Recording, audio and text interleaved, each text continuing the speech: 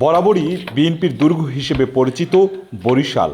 স্বাধীনতোত্তর ভোটযুদ্ধে এখানে জয় সবচেয়ে বেশি ধরে রাখে বিএনপি। দীর্ঘ ২০ বছর পর সেই দলের শীর্ষ নেতা তারেক রহমান আসছেন এই জনপদে। আগামী ৪ ফেব্রুয়ারি বুধবার তার আগমন উপলক্ষে উৎসবমুখর পরিবেশ এখন বরিশালের বিএনপিতে।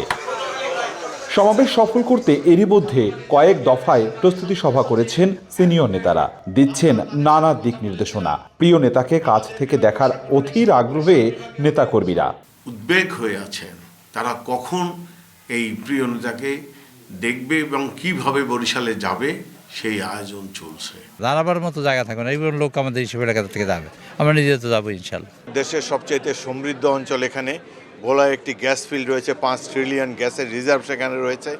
এর দ্বারা দক্ষিণ বাংলাকে শিল্পায়িত করা সম্ভব। বরিশালের ঐতিহাসিক বেলস পার্ক মাঠে হবে বিএনপির সমাবেশ। বরিশাল বিভাগের 6 জেলা থেকে লাখো মানুষের সমাগম হবে জানিয়ে সব ধরনের প্রস্তুতির কথা জানান স্থানীয় নেতারা। এখন চলছে মাঠ প্রস্তুতির কাজ। আমাদের হাইকমান্ডের যথাযথভাবে তাদের নির্দেশনা মোতাবেক আমাদের কাজ চালিয়ে যাচ্ছি।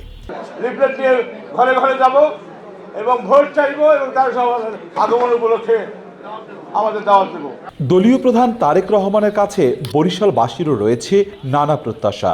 দক্ষিণাঞ্চলের উন্নয়ন, বিশেষ করে শিল্প উন্নয়ন ও কর্মসংস্থান নিয়ে তারেক রহমানের পরিকল্পনার কথা জানতে উন্মুখ সাধারণ মানুষও।